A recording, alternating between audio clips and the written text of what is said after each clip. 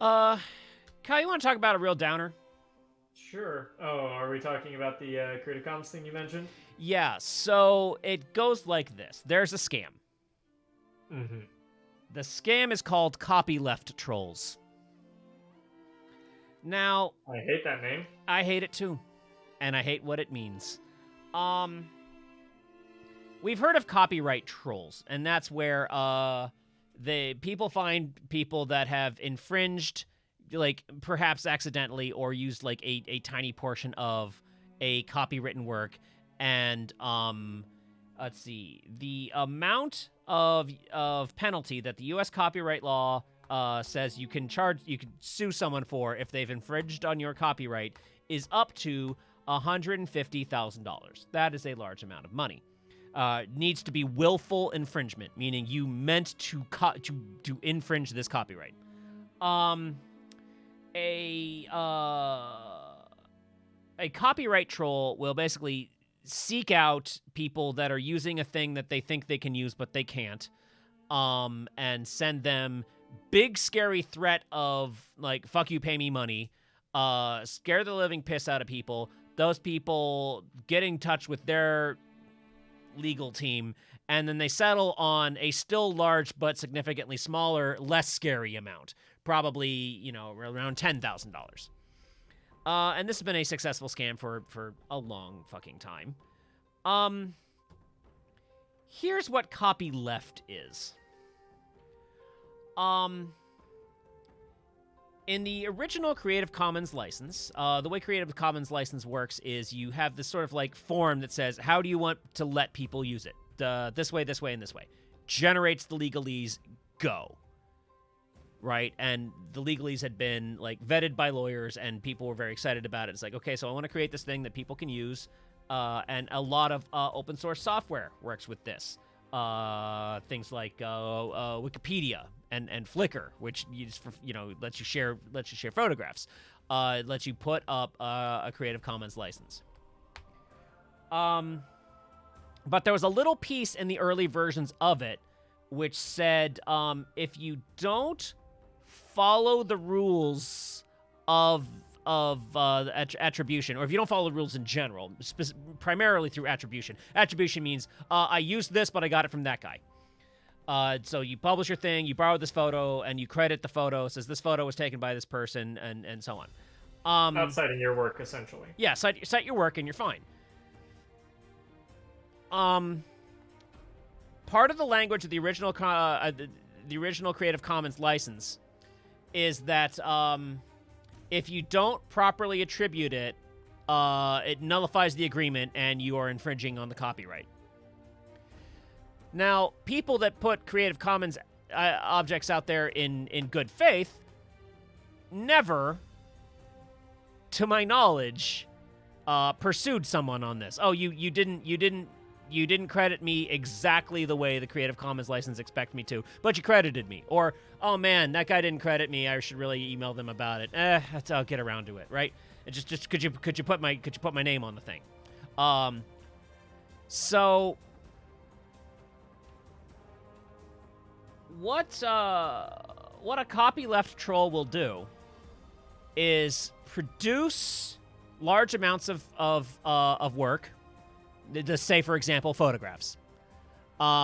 Put them out there for people to use, and use the old versions of Creative Commons, and then track down everybody that used it and find anything they did wrong. It's like any little tiny mistake. And sometimes they set them up in ways that it's very, very easy to accidentally attribute incorrectly. They'll actually deliberately trap and then search for anyone that's using that Creative Commons photograph or what have you, and then hit them with the same thing. Hey, you didn't credit us correctly. You're completely in legal fuck you, because simply by not attributing it, you have nullified Creative Commons, and you're in infringement. Here's a bill for $15,000. Just kidding. Here's a bill for $10,000. That's less scary, that you're actually probably going to pay. That's what that's what copyleft trolls are, and that's what the fucking risk is. That sucks and is awful, and I hate this earth. So, well, I mean, like, I don't disagree in any way that that's awful. Another thing to keep in mind is that it is a scam, and it's called a scam for a reason. There are laws in place that prevent a lawsuit like that from actually going through. Biggest one is they have to send you a cease and desist before any actual litigation. If you use a photograph and then they come after you like this, if you take the photograph down immediately, you're good. There's sort of a level of, and you know, this is something I kind of like, I understand from me actually licensing music, is that even licensed stuff has an expiration date. You need to have a plan in mind if that license expires and you can't afford to renew it, or they don't want to renew it. Like, that is a possible future for the Dessa song and Anachronistic, and it's kind of a problem I'll just deal with when I come to it. You'll burn that bridge. Yeah. We'll burn that bridge when we come to it. No, I don't want to burn a bridge with one of my favorite musicians now that you mention it, but it's just one of your favorite sayings. Yeah, no, I keep those raw files around, and you know, like, worst comes to worst, I'll just remake the episode without the song. Like a lot of scams, and this is something I kind of learned from the bank, you need to be careful not to react to the language they hit you with, because they are going to use language like, if you do not pay us, we will sue you for this much. Like, they make it sound really certain and expedient, and that it's going to happen quickly. And you need to remain calm and realize that nothing official ever happens quickly. I like that phrase a lot. A actual lawsuit will take years and years, and so no, you do have time to think about it before you send them $10,000. So that's an excellent follow-up to the point, and I think, like, the main reason I wanted to bring it up was to just, you know, spread awareness of the thing. Because we do live in a place where people share stuff. I borrow music all the time, and I try and make sure I credit it right down there, and only share stuff that's generally allowed to be shared, like video game music or musicians who have explicitly said, you are allowed to use my art on your stream. And what's really actually kind of like silly nice about Twitch is if I go back and watch the VOD and see, oh hey, this portion of your stream got muted because of the music. Oh, which song was that? Strike it from the roster. It's like, oh, you don't want to be played on my stream? Okay. This is partially why I kind of hate copyright trolls anymore, is because half the time they don't actually own the rights to the thing. Yes, this is a thing. And can't actually legally claim anything of it. There's a musician that I rather liked and how I felt about their music is irrelevant. But I liked them on social media and followed them and liked the things they said. And they had their stuff all available on Creative Commons for a long time. And copyright trolls kept claiming it anyways. Yeah. And shaking down people, saying, hey, we have the copyright to this music that you're using. Give us money. And they claimed his own videos using his music. And eventually he got tired of it and did officially register everything and put those the legal safeguards in place because he got tired of it. And I can't really blame him for that. If you want to read the thing that I read about this, you want to look up a guy named Cory Doctorow, Doctorow. He's a writer and an activist, and actually was involved in the creation of Creative Commons originally, and that's how he was like able to explain the scam to me. And I thought it was a very interesting article. I would check it out. I'll probably post it on my Discord.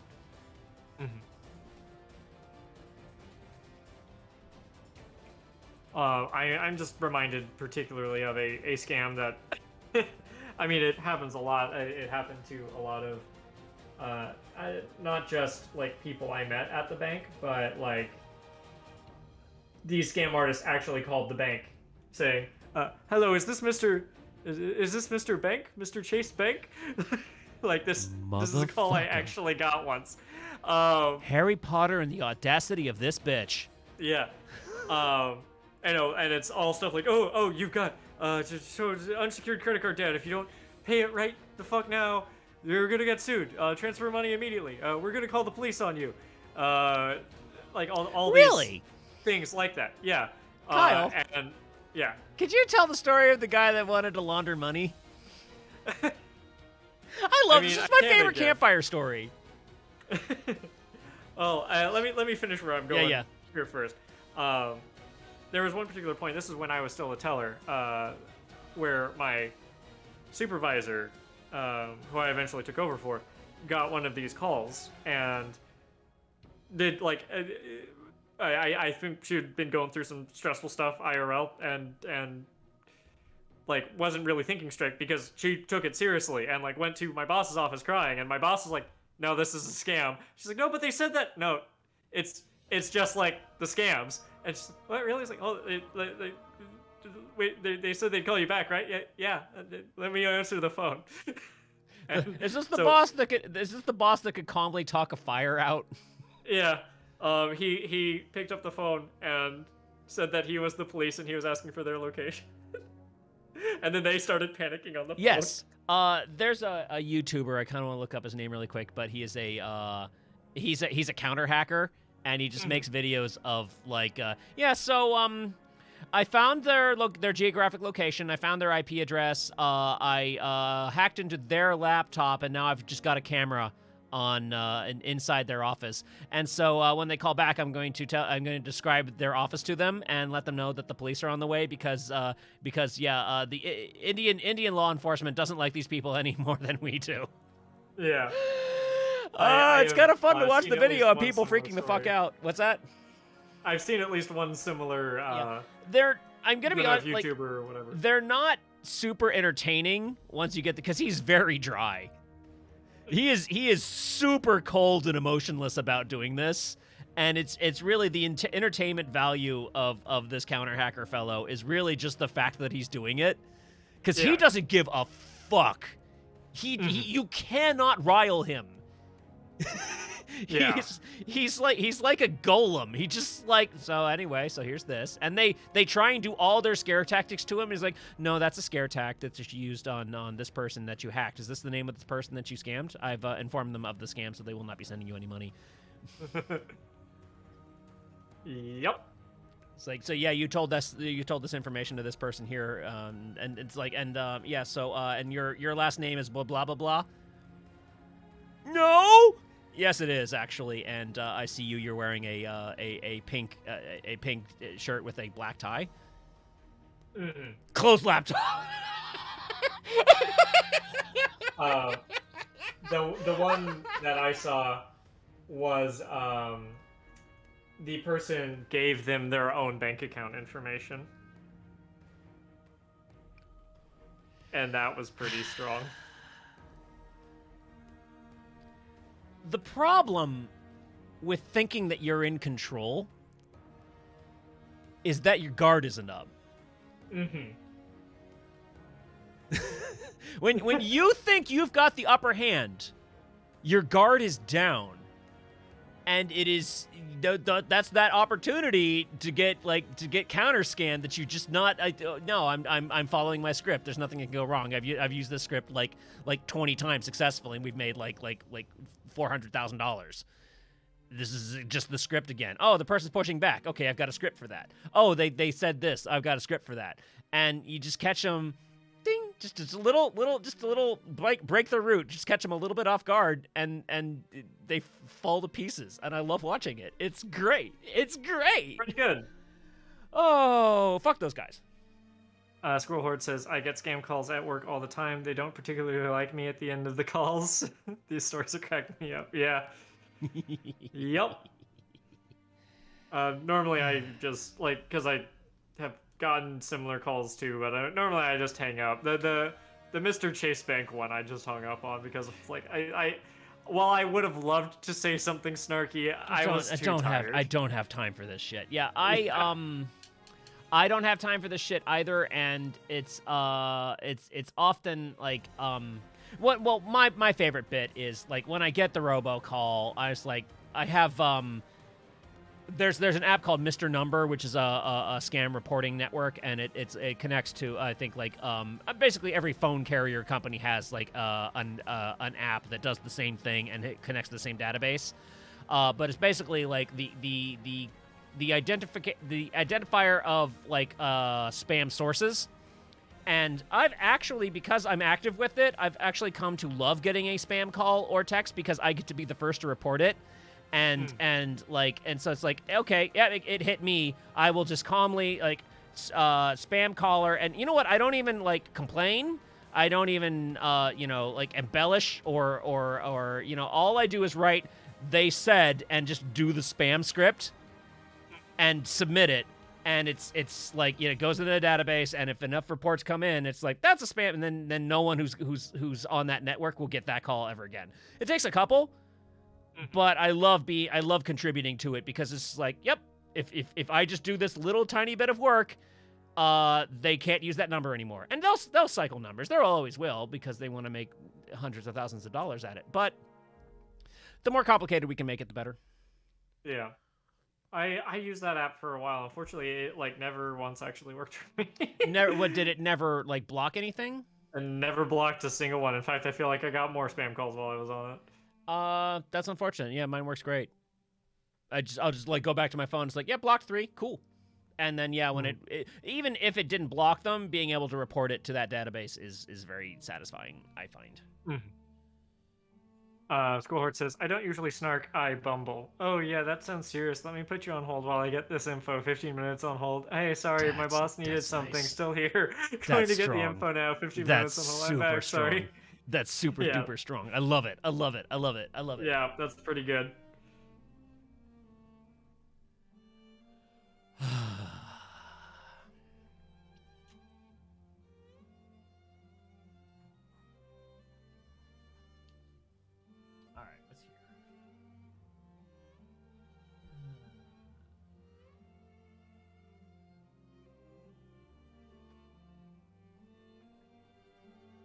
The worst part is, though, when I encountered people that absolutely bought the scam, and oh man, I had one woman once who was very much like, literally said to me, "Well, I know that, these things are never, or, they're never real. But what if this is the time that it is?" It's probably not. It's not. It never is. If it's scary and urgent, it's probably not real. Mm-hmm.